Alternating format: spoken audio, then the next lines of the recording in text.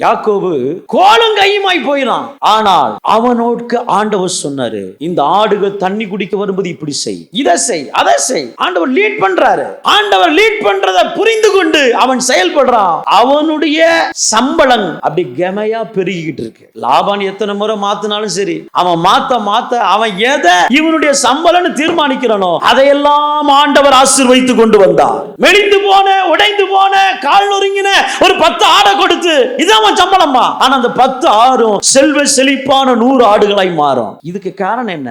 இந்த ஆடை மேய்க்கிற இடத்துல தான் அந்த ஆடி மேய்ப்பான். ஆனால் ஆண்டவர் கொடுக்கிற டெக்னிக், இந்த ஆடை செப்பரேட்டா ஒதுக்குவான், அந்த ஆடை வேறு விதமா வச்சுக்குவான். ஆண்டவர் கொடுக்கிற ஞானம்.